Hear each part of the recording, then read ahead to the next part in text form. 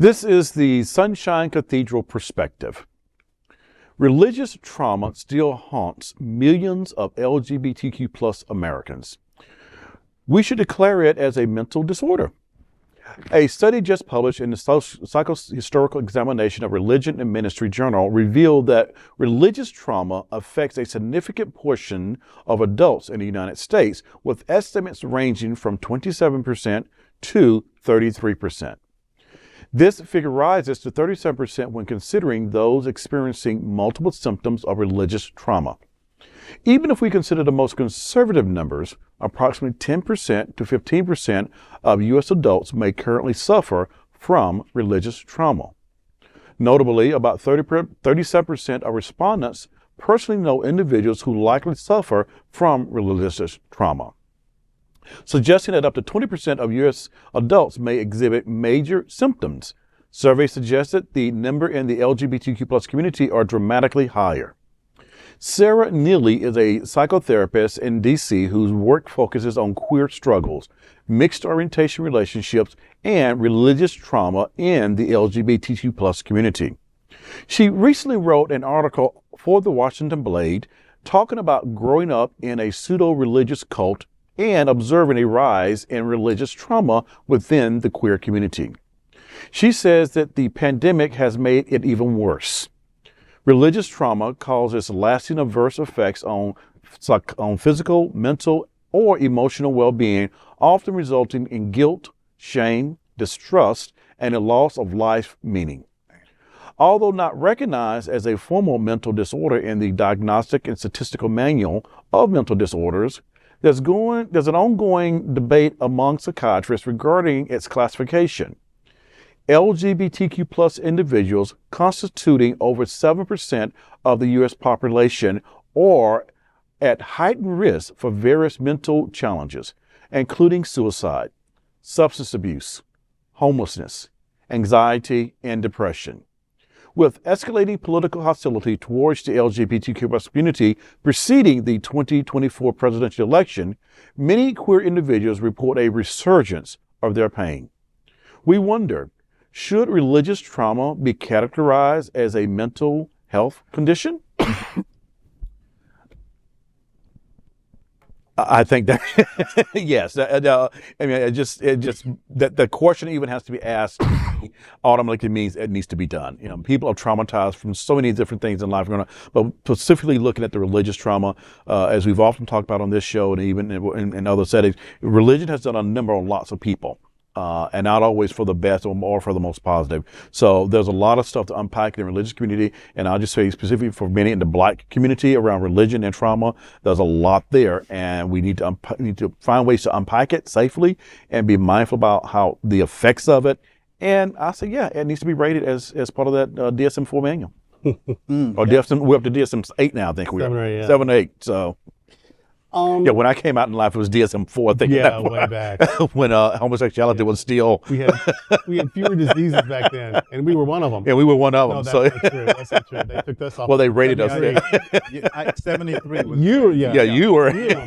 Yeah. So, well, so much of institutional religion has become pathological. Especially since the surge of fundamentalism starting in about the early 20th century, and it's just grown and grown and grown. So much so that I think probably most Protestants or most non-Christians will think that fundamentalist Christianity is what Christianity is. A lot of people think that about Islam. When they think of Islam, they think of the fundamentalists. Well, there's lots of branches of Islam. There's lots of experiences of Islam. There's lots of different kinds of people who are Muslim. But the uninitiated, the uneducated, probably think of one kind. Same with Christian. If you didn't know that there's lots of ways to be Christian and that Christianity has evolved over millennia, you probably think that TV evangelist, that's what Christian is. And historically, no. And also not exclusively. But there's no way that it can't be pathological. There's no way that it can't hurt people when you define cruelty as love. And whenever you say, well, all of this, they're out and God's going to get you and this is punishment and hell and blah, blah, And we say, well, I'm not interested in any of that. That makes your God seem petty and cruel, and I'm just not interested in any of that. Oh, it's not cruel. It's just the truth. You do understand that you believing it's true does not make it nice. Right. You do understand that you believing it's the truth doesn't mean it isn't cruel. You may honestly think that your God is that kind of cruel, but that doesn't make that God not cruel. And so if your God is cruel, you're worshiping cruelty. If your God is exclusively male, you are worshiping maleness. If your God likes America most, you are worshiping nationalism. So yeah, you may think that's true, but that doesn't make your truth compelling or attractive or life-giving or generous or kind or compassionate. And so if your definition of love is cruelty, I don't know how you were not just screwed from the get. Hello. You know, like if that's what love looks like, well then how, and then I want to express love, how often am I going to do it in really gross ways? Because the love that I worship is mean. Well, how am I ever going to be better than my God? If my God is cruel and vicious, I'm never going to be better than that which I worship. Emerson said, be careful what you worship, because what you are worshiping, you are becoming. And that's what we see with these cruel versions of religion. The Apostle Paul said, faith comes by hearing. If you have heard mess and meanness all your life, that's going to mess you up. You're either going to believe it and be part of the problem, or you're going to be victimized by it. So either you're going to be the perpetrator of the abuse, or you're going to be the victim of the abuse, because that's what you've heard over and over and over. And so that's become part of your programming, even if you don't want it. But it was pumped into you when you were defenseless. When you're 3, when you're 4, when you're 5, when you're 6, whatever they tell you, yeah, that makes sense to me. What do you know? And then that becomes part of your internal programming, which makes it vicious, absolutely vicious. Martin Luther had an example of grace, which, and Luther, Calvin, they feed into a lot of these fundamentalist ideas. And Luther said something like, we're a turd, and grace is snow. And so snow covers the turd and makes it look beautiful. So yes, underneath it's still gross and horrible, but God just looks at the beautiful snow-covered, monument or whatever. So God's seeing the covering. So Christ and the church, and that's dispensing grace. And so God's just looking at the covering, even though without that covering, and even underneath the covering, it's still just shit. If people believe that. People believe that still. They wouldn't use so graphic because they're not 16th century Germans, but they wouldn't use so graphic an image, but that's what they believe, that basically I'm shit. And if I do just enough, if I believe the right things, say the right things, hate the right people, if I belong to the right group, then maybe God will cover my shittiness with something God can stand. That's terrible theology. That's trauma. It is prominent Trauma. theology.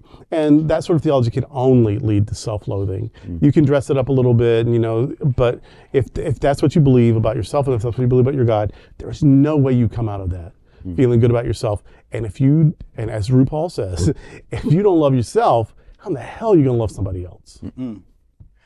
Wow.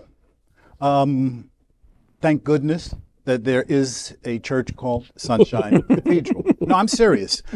A few episodes ago, Reverend Dr. Ann talked about how so many people come to church and sit in the parking lot time after time until they finally get the nerve to walk through the doors. And sometimes when they walk through the doors, they sit in the back and they listen and they don't quite make it through the service. They leave. Eventually they come in and they begin to open up and realize that all of that toxicity that they lived through can be changed if they are open to the possibilities of a church like Sunshine Cathedral that speaks to the love of every single human being, no matter who that human being is. I remember doing membership classes when people would come in and they'd be carrying their baggage with them and it'd be weighing them down and they're bending over. And we start talking about how things can be different. We start talking about how God is love and God's love casts out all of the rest of that garbage. But until they are able to let go of that baggage that they brought in, until they realize that what they had been told for most of their life is wrong, they got a lot of work to do. And I am grateful that this church opens its doors to them and says to every single individual, we understand. We may not be able to live through what you've lived through, but we understand that you've lived through crap and that we're here to help you wash that crap off. Yeah, I think it's just the other way around from the Luther example. I don't think we're crap covered in snow. I think we're snowballs covered in crap. We've got to wash that crap away. I like that. Yeah. I like that analogy. And that crap is what they've thrown on us. Got to get rid of that. Yeah. I'm going to wash that crap right out of my hair. Amen, amen, and amen. Next up, we are excited to tell you about our next adventure with our Global Fellowship. In 2024, we are going to where the hills are alive as we explore Austria and Alpine Europe for Gay Oktoberfest. Join Darrell and Kevin and myself as we journey to enjoy the sound of music. Space is extremely limited, so make sure to go to happeningout.travel/sunshine and make your reservation today. Do not delay. Make it happen today.